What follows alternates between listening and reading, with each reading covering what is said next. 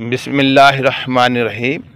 अस्सलाम वालेकुम वरहमतुल्लाहि वबरकातुहू। जी नाज़रीन, जड़ी बूटियों की शनाख्त के सिलसिले में और कलेक्ट करने के सिलसिले में हम जो है ये अपने बाग में जंगल में आए हैं, तो कुछ जड़ी बूटियों जो है वो हम कलेक्ट कर रहे हैं और आपको इसकी चंद की जड़ी बूटियों की शनाख्त भी कराते हैं। ये हमारे साथ मैं हकीम मोहम्मद लतीफ़ कादरी और हमारे पास जनाब कुछ और भी दोस्त भी हैं और सादा कराम भी हैं।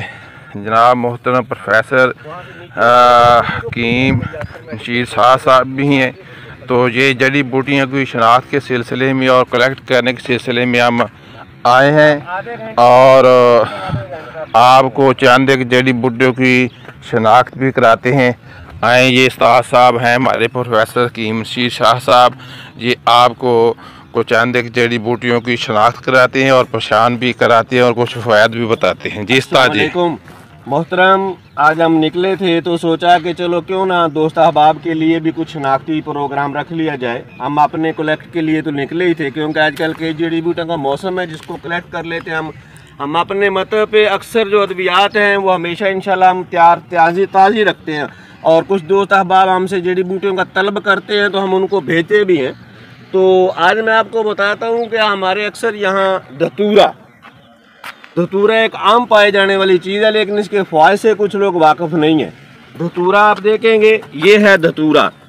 ये इसके पत्ते हैं, बिल्कुल एकदम लंबे लंबूतरे पत्ते हैं। ये इस तरह से लंबूतरा पत्ता होता है इसका। ये तो इसके जो फूल होता है, ये आप देखें फूल, इसका फूल सफ़ेद भी होता है, स्याह भी होता है और ज़रौनी कलर का भी होता है, जिसको जामनी कहते हैं, वो भी होता है।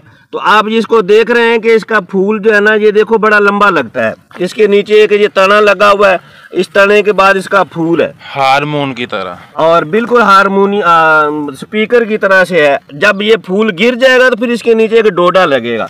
तो ये आजकल एक आम चीज़ है। देखिए आप इसको, मैं आपका डोडे भी बताता हूँ इसको। तो हकीम साहब ज़रा इधर लाएं, उनके डोडे की शनाख्त कराएं। ये रहे, ये देखें दोस्तों, इसको डोडे इस तरह से लगते हैं जिनके ऊपर कांटे ही कांटे होते हैं। ये इस तरह का डोडा होता है इसका, ये इसके कांटे तेज़ होते हैं। और जो स्याह फूल वाला धतूरा होता है उसके कांटे ये नहीं होते, वो गोल सा होता है और निशान होते हैं, बस उसके कांटे नहीं बचते। ये जो सफ़ेद धतूरा है या पीला धतूरा है या जो अर्गवानी तो धतूरा होता है, उसका जो है ना ये इस तरह का इसके कांटे होते हैं। तो ये है धतूरा, इसको सफ़ेद धतूरा बोलते हैं। एक बात मैं आपको बड़ी बताता चलूँ कि हमारे पंसार के जो दोस्त हैं ना, वो धतूरे के अंदर कसौंदी के बीज मिक्स कर देते हैं। पंसारी नहीं करता है, पीछे जो कलेक्ट करने वाले वो करते हैं। तो उनकी शनाख्त नहीं हो पाती, इसलिए हम लोग कसौंदी के बीज और धतूरे में फ़र्क नहीं कर पाते। तो धतूरे की जगह उसके बीज अगर खिलाए जाएँ तो इनकी तासीर का बड़ा फ़र्क है। ये है धतूरा, सफ़ेद धतूरा इसको बोलते हैं। इसी तरह से इसका जो फूल आएगा, अगर पीला फूल आएगा तो पीला धतूरा कहलाएगा, काला फूल आएगा तो काला धतूरा कहलाएगा। अगर वो जामनी कलर का फूल आएगा तो उसमें भी सफ़ेद धतूरे में गिना जाता है, लेकिन उसका स्याही मैल जो है ना वो सिस्टम बन जाता है। ये है धतूरा। ये सर्द खुश्क तासीर रखता है। अक्सर ये नज़ला ज़ुकाम के लिए इस्तेमाल होता है, लेकिन इसकी अगर ज़्यादा मिकदार खा ली जाए तो फिर ये दिमाग को मौफ कर देता है, इसलिए इसकी मिकदार का बड़ा तयन रखना पड़ता है।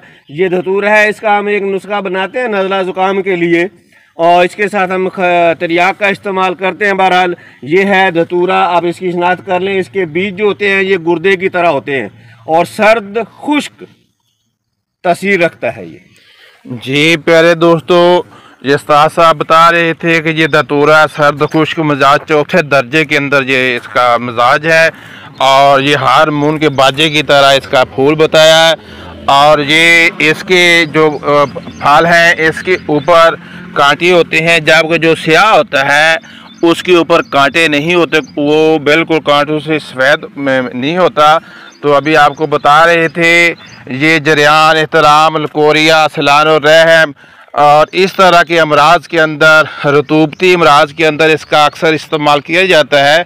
लेकिन ये सिमी ज़्यादा इस्तेमाल कर लेने से सिमी असरात रखता है। ऐसे उस्ताद बता रहे थे इसको अपने मालज और तबीब के मशवरे से ही इस्तेमाल करना चाहिए। इस का नज़ला ज़ुकाम वगैरह के लिए एक ख़ास नुस्खा जो बनाते हैं साहब उसके लिए है ये खसकास, जिसको कहते हैं खसकाश।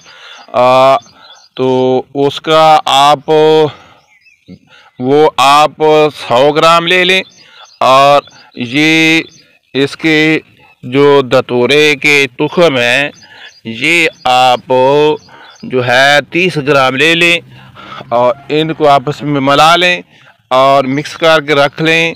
ये आपको 250 मिली ग्राम का जो कैप्सूल आप दें, मुनासिब दरके से कावे से दें, लौंग दालचीनी की, या आप अपनी मर्ज़ी से भी मरीज़ को देखते हुए दे सकते हैं। यह रतूबती अमराज, नज़ला, ज़ुकाम, केरा वगैरह इस तरह के अमराज के लिए मुफीद है। जी प्यारे दोस्तों, दुआ में याद रखें, फिर दोबारा हाज़िर होंगे। तब तक लिए इजाज़त दीजिए। तो का ताला बंदा नजीर ख़ातमुल हुकामा हकीम मोहम्मद लतीफ़ क़ादरी। अस्सलामु अलैकुम व रहमतुल्लाहि व बरकातहू।